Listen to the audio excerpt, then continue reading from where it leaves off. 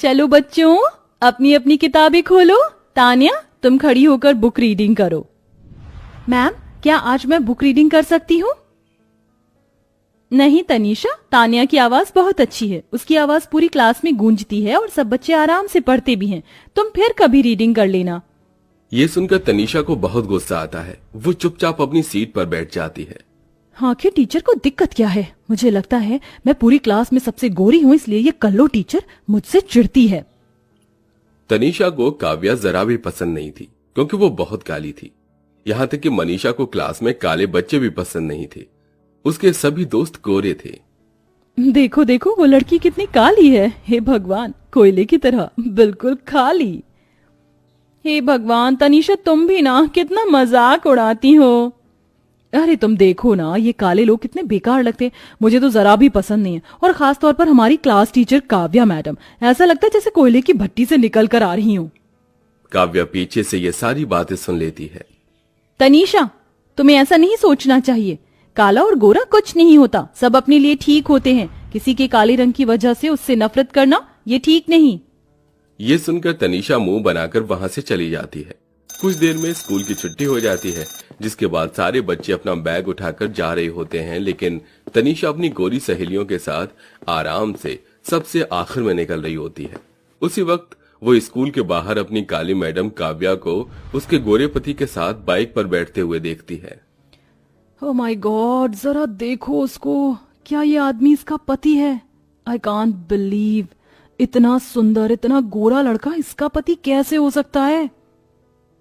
क्या तुम्हें नहीं पता, काव्या मैडम का पति सच में बहुत हैंडसम और गोरा है।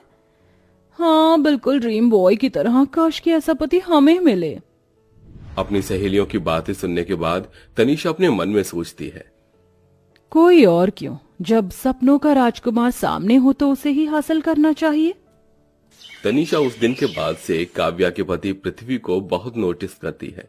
एक दिन वो स्कूल के बाहर बाइक पर पृथ्वी को उसकी पत्नी काव्या के ऊपर गुस्सा करते हुए देखती है। थोड़ा दूर होकर बैठो, मुझसे चिपकने की जरूरत नहीं है। मैं सिर्फ माँ के चलते तुम्हें यहाँ लेने और छोड़ने आता हूँ, बाकी को तुम जानते ही हो। दूर ही बैठी हूँ, क्या हुआ? कम से कम स्कूल के बाहर तो इस तरीके से बर्ताव मत कीजिए। इतने में पृथ्वी काव्या को बाइक पर बिठाकर ले जाता है। इसका मतलब गोरे पति को अपनी काली पत्नी जरा भी पसंद नहीं होगी भी क्यों? मेरी टीचर का हस्बैंड मेरे जैसी वाइफ डिजर्व करता है, ना कि काली चुड़ैल जैसी वाइफ। उस दिन के बाद से तनीषा पृथ्वी को स्टॉक करना शुरू कर देती है। पृथ्वी जिस कैफे में जाता, तनीषा उस कैफे में सुंदर सी ड्रेस पहनकर चली जाती। एक दिन वो एक कैफे में पृथ्वी से कुछ दूरी पर बैठी हुई एक वेटर से पृथ्वी की टेबल पर फ्लावर्स और एक लेटर भिजवाती है। सर, ये फ्लावर्स और लेटर वहां बैठी मैडम ने आपके लिए भेजे हैं। पृथ्वी जब तनीषा की तरफ देखता है तो उससे तनीषा बहुत सुंदर लगती है। वहीं दूसरी तरफ वो लेटर पढ़ता है। मैं आपको बहुत पसंद करती हूँ। कई दिनों से आपसे बात करने की कोशिश कर रही हूँ, लेकिन हिम्मत ही नहीं हुई। अगर आप भी मुझे पसंद करते हैं तो लेटर को अपनी जेब में रख लीजिएगा, और पसंद नहीं करते तो उसे फाड़ कर फेंक दीजिएगा। लेटर पढ़ने के बाद पृथ्वी हैरान हो जाता है। वो उस लेटर को चुपचाप अपनी जेब में रख लेता है। तभी तनीषा उसके पास आकर बैठ जाती है। दरअसल मुझे तुम्हें कुछ बताना है। मैं पहले से ही शादीशुदा हूँ। हाँ, मैं सब जानती हूँ, और तुम अपनी काली पत्नी को पसंद भी नहीं करते। तुम मेरी जैसी पत्नी डिजर्व करते हो। इतना कहकर तनीषा पृथ्वी का हाथ पकड़ लेती है, और उसी वक्त पृथ्वी उसकी खूबसूरती के जाल में फंस जाता है। उस दिन के बाद से तनीषा पृथ्वी से छुप छुप कर मिलने लगती है। देखो, मेरी माँ ने मेरी काली पत्नी की सरकारी नौकरी देखकर उससे मेरी शादी करवा दी, लेकिन वो मुझे जरा भी पसंद नहीं है। मैं तुमसे शादी करना चाहता हूँ, क्या तुम मुझसे शादी करोगी? हाँ, मैं तुमसे शादी करना चाहती हूँ। हाँ ठीक है, फिर चलो मेरे साथ। पृथ्वी तनीषा को अपने साथ ले जाता है और उसके साथ कोर्ट मैरिज करके उसे घर ले आता है। जैसी काव्या घर का दरवाजा खोलती है, वो अपने सामने अपनी स्टूडेंट को मॉडल ड्रेस में और उसके साथ अपने पति को खड़ा देख हैरान रह जाती है। ये सब क्या है? आप इस लड़की को घर पर क्यों लेकर आए हैं? आप दोनों के गले में ये शादी की वरमाला किस लिए? हम दोनों ने शादी कर ली, आज से यही मेरी पत्नी है। ये सुनते ही काव्या के पैरों तले जमीन खिसक जाती है। तनीषा, ये क्या मजाक है? तुम जानती हो ना ये मेरे पति हैं। क्या तुम तनीषा को पहले से जानती हो? हाँ, मैं तनीषा को पहले से ही जानती हूँ, क्योंकि ये मेरी स्कूल स्टूडेंट है, लेकिन अब नहीं है। इसने पढ़ाई छोड़ दी। मुझे तो यकीन नहीं होता कि मेरी ही स्टूडेंट मेरी सौतन बन गई। डार्लिंग, इसे बोलो हमारे रास्ते से हट जाए। अरे तुम इसको छोड़ो, मैं तुम्हें अपने कमरे में लेकर चलता हूँ। जैसे पृथ्वी तनीषा को अपने कमरे में लेकर जाने वाला होता है, उसकी माँ उसे देख लेती है। अरे बेटा, ये लड़की कौन है? इसे तू अपने कमरे में क्यों लेकर जा रहा है? ये मेरी पसंद है माँ, मैं इसे बहुत प्यार करता हूँ। आज से यही आपकी बहू है। आपने सरकारी नौकरी देखकर इस काली कलूटी से मेरी शादी करवा दी। मैं इस काली कलूटी से प्यार नहीं करता, और आज तक हमारे बीच में पति पत्नी जैसा कोई रिश्ता भी नहीं बना। ये सुनते ही कल्याणी हैरान रह जाती है, तो वहीं दूसरी तरफ काव्या फूट फूट कर रोने लगती है। बहू, अपने आप को संभालो। माँ जी, मुझे तो समझ नहीं आ रहा कि मैं क्या करूं।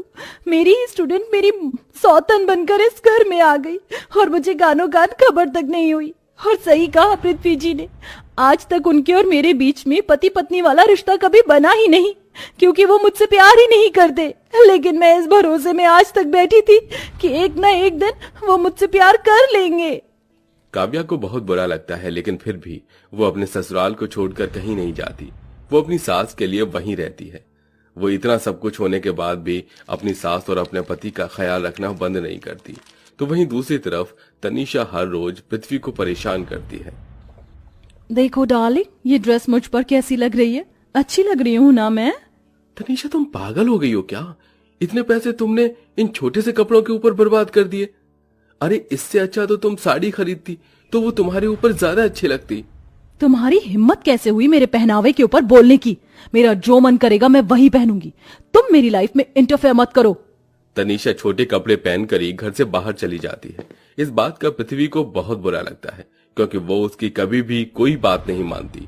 तभी काव्या आकर पृथ्वी से कहती है, सुनिए, मैंने आपके लिए नाश्ता बना दिया है, माँ जी को दवाई भी दे दी है, और शाम को मुझे थोड़ा लेट हो जाएगा आने में, क्योंकि आज सभी स्कूल टीचर्स की पार्टी है। ठीक है। काव्या ये कहकर चली जाती है। उसके जाने के बाद पृथ्वी को अपने किए पर पछतावा होने लगता है। उसे काव्या की हर छोटी से बड़ी चीज अब जाकर अच्छी लगने लगती है। काव्या बेशक काली है, लेकिन वो कितनी सेंसिबल लड़की है। घर परिवार को कैसे लेकर चलना है, अपने से बड़ों की इज्जत कैसे करनी है, और सबका ख्याल किस तरह रखना है, उसे सब कुछ आता है। काश कि मैंने जल्दबाजी में यह कदम न उठाया होता। पृथ्वी ऐसा सोचकर बहुत परेशान हो जाता है। शाम को काव्या के साथ साथ तनीषा भी घर पर नहीं आती। पृथ्वी तनीषा को बार बार फोन करता है, लेकिन तनीषा उसका फोन नहीं उठाती। इस बात से परेशान होकर पृथ्वी तनीषा को उसकी लोकेशन ट्रेस करके एक रेस्टोरेंट में जाता है, जहां उसे स्कूल के सभी टीचर्स के साथ अपनी पत्नी काव्या दिखाई देती है, जिसकी सब बहुत इज्जत करते हैं। तो वहीं दूसरी तरफ पृथ्वी को एक टेबल पर तनीषा एक लड़के के साथ डेट करते हुए दिखाई देती है। तो यहां गुल खिला रही हो तुम? तुम्हें जरा भी शर्म नहीं आई? मैंने तुमसे शादी की थी, तुम्हारे पास सुंदरता के अलावा और कुछ नहीं है। बस अब बहुत हुआ, अब मुझे तुम्हारे साथ किसी रिश्ते में नहीं रहना। मैं तुम्हें डिवोर्स देता हूं। पृथ्वी तनीषा से यह कहकर वहां से गुस्से में चला जाता है। वो बहुत जल्दी तनीषा को डिवोर्स देकर उसे छोड़ देता और काव्या से माफी मांगता है। मुझे माफ कर दो काव्या, मुझसे बहुत बड़ी गलती हो गई। मुझे ऐसा नहीं करना चाहिए था। एक आखिरी मौका दे दो, मैं इस रिश्ते को सुधारना चाहता हूं। काव्या पृथ्वी को माफ कर देती है और उसे एक मौका देती है। अब पृथ्वी काव्या के साथ साथ अच्छे से रहता है और उसके साथ छोटी से बड़ी हर खुशी मनाता है, जिसके चलते काव्या अपने पति के साथ खुशी खुशी रहने लगती है।